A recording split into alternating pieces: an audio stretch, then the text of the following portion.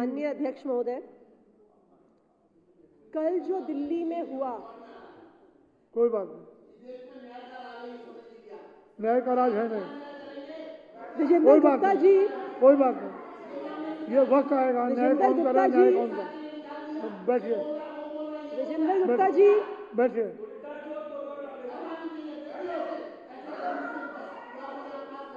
ठीक है, कोई बात नहीं, बैठिए। विजेंद्र गुप्ता जी, अभी तो आप मुझे बधाई दे रहे थे, अब आप मुझे बोलने नहीं दे रहे हैं, तो अब मुझे अपनी बात रखने का तो मौका दीजिए अध्यक्ष। हाँ जी विजेंद्र गुप्ता जी।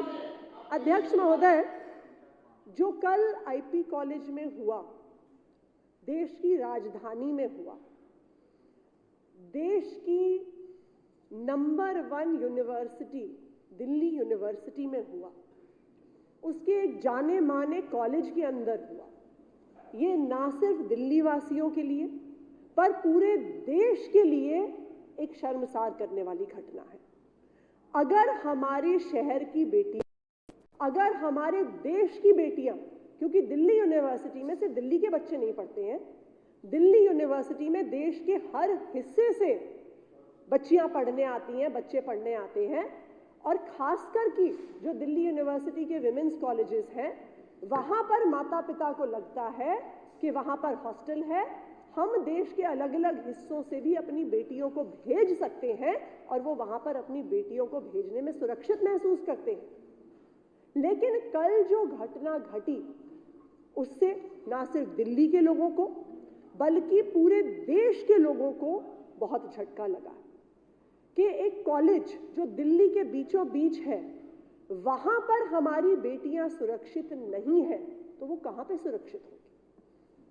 माननीय अध्यक्ष महोदय, अभी हमारे विजेंद्र गुप्ता जी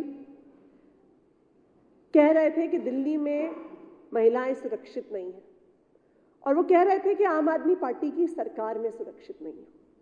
वैसे तो मैंने देखा है विजेंद्र गुप्ता जी काफी तैयारी करके आते हैं, काफी अपना पढ़ लिख के रिसर्च करके आते हैं, तो मैं चाहूंगी विजेंद्र जी कि एक बार फिर से, वैसे तो आपने पढ़ा ही होगा, वो कॉन्स्टिट्यूशनल अमेंडमेंट पढ़िए जहां दिल्ली को एक चुनी हुई सरकार मिली थी।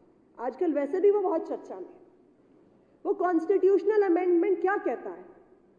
वो कहता है कि जो सारे मुद्दे जिन पे बाकी राज्य सरकारों के पास पावर है, चाहे वो बिजली हो, पानी हो, स्कूल हो, अस्पताल हो, वो दिल्ली की चुनी हुई सरकार के पास रहेगी। लेकिन 3 मुद्दे ऐसे रहेंगे दिल्ली में जहां पर जिम्मेदारी सिर्फ और सिर्फ केंद्र सरकार की और केंद्र सरकार के नुमाइंदे एलजी साहब की रहेगी।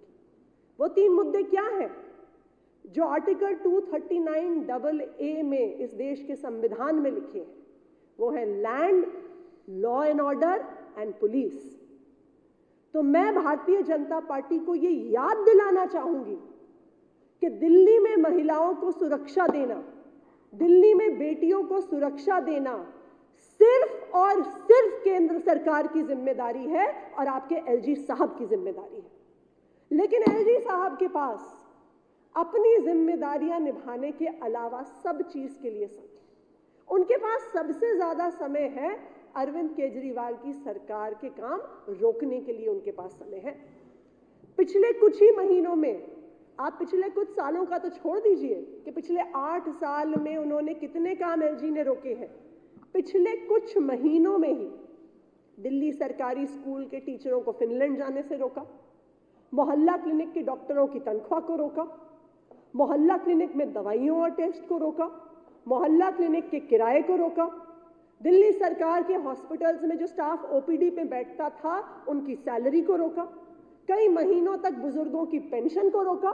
ये सब काम रोकने के लिए एलजी साहब के पास समय है, लेकिन जो 3 काम उन्हें संविधान द्वारा दिए गए हैं उसके लिए एलजी साहब को कभी समय नहीं मिलता। आज अध्यक्ष महोदय, कल रात को ये घटना घटी। मुझे पता नहीं है पुलिस ने जो लोग कॉलेज के अंदर घुसे उनको अरेस्ट किया, डिटेन किया कि नहीं किया, लेकिन जो छात्राएं इस इंसिडेंट के खिलाफ प्रदर्शन कर रही थी उनको दिल्ली पुलिस ने पकड़ लिया है, अभी न्यूज में खबर आई। अब आप बताइए कि कैसे दिल्ली की बेटियां सुरक्षित होंगी, कैसे दिल्ली की महिलाएं सुरक्षित होंगी, जब जिस व्यक्ति के पास सुरक्षा की जिम्मेदारी है, पुलिस की जिम्मेदारी है, उनके पास उसके लिए समय नहीं है। उनका सारा समय, एलजी साहब का सारा समय सिर्फ और सिर्फ एक काम में जाता है, अरविंद केजरीवाल की सरकार के काम रोकने में जाता है और किसी और काम में नहीं जाता। अध्यक्ष महोदय, अरविंद केजरीवाल जी ने, दिल्ली की चुनी हुई सरकार ने जो भी दिल्ली की चुनी हुई सरकार अपने अधिकार क्षेत्र में कर सकती थी, चाहे वो सीसीटीवी कैमरा लगाना हो, चाहे वो बसों में मार्शल रखना हो, चाहे महिलाओं को बस टिकट फ्री देना हो कि ज्यादा महिलाएं बस में जा सकें और सुरक्षित महसूस करें, पिछले 8 साल से अरविंद केजरीवाल जी की सरकार अपने अधिकार क्षेत्र के अनुसार ये काम कर रही है। लेकिन संविधान ने जिसको जिम्मेदारी दी है लॉ एंड ऑर्डर की, संविधान ने जिसको जिम्मेदारी दी है पुलिस की, अगर वही काम नहीं करेंगे तो इस शहर की महिलाएं कैसे सुरक्षित होंगी? अध्यक्ष महोदय, मैं आपके माध्यम से दिल्ली के एलजी साहब से हाथ जोड़ के निवेदन करना चाहूंगी कि आपकी जिम्मेदारी है दिल्ली की बेटियों को सुरक्षा देना, आपकी जिम्मेदारी है कि दिल्ली की लॉ एंड ऑर्डर व्यवस्था सुनिश्चित हो। तो मैं एलजी साहब से यह निवेदन करूंगी कि अरविंद केजरीवाल जी के काम रोकने का काम छोड़िए और दिल्ली की बहनों को, दिल्ली की बेटियों को सुरक्षा देने का काम कीजिए। धन्यवाद।